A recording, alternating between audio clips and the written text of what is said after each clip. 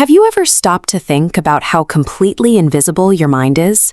You can look someone in the eyes, but you cannot actually see their thoughts, their ideas, or their intentions. They are entirely hidden from the outside world. There is only one way to take those invisible thoughts and share them with another person. You have to speak. You have to turn your thoughts into words. Words are the vehicle we use to reveal ourselves. When we speak, our hidden character, our personality, and our true intentions finally take a form that someone else can experience. This raises a crucial question about God. If God is infinite and, like our thoughts, invisible to the human eye, how does he show to humanity who he truly is? This is where we encounter the ancient Greek term logos. In English, it is translated as the Word, and it is the specific title used to describe how Jesus functions as God's primary communication to us. The Word is a simple, beautiful metaphor. It tells us that Jesus is the way God takes his invisible nature and makes it entirely visible and knowable to every one of us. In the original language, logos goes deeper than a single dictionary word. It suggests a reason or total expression of a person's inner self.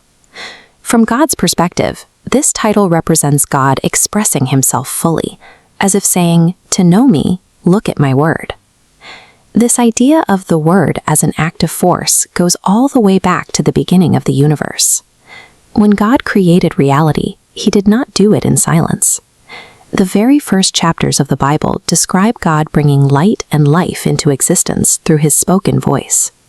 He spoke, and reality responded.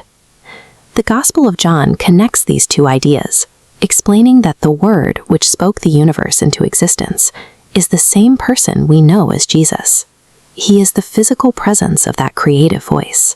From God's viewpoint, Jesus is the active tower and the energy through which all reality was originally brought to life.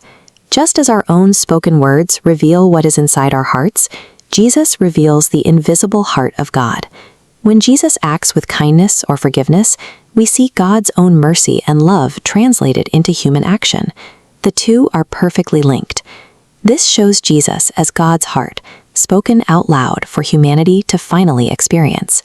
This leads to a significant turning point in the story, the moment when this word actually became a physical human being.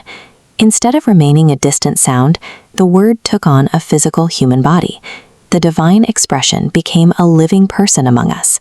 God chose to move past being a voice from the sky. He entered human life directly, choosing to live in our world and share in our experience. He came as the Word to live among people, rather than just sending instructions from a distance. Throughout history, God communicated through many different channels, like prophets, visions, and ancient laws. Those messages arrived in pieces over a long period of time, but the arrival of Jesus changed the way God speaks to us. Through Jesus, God is saying, "This is my final, complete word." He brings all those earlier, partial messages into one clear focus. Looking at it from God's view, Jesus is his voice, his nature, and his message revealed in a form we can finally relate to. Jesus is the message itself, perfectly embodied in a person, rather than a messenger simply delivering a letter from heaven. When hearing the title, The Word, think of it as a warm, personal truth. It means God has made himself known. The Word means that God has spoken to humanity through the life of Jesus Christ, a message that we can see, hear, and know.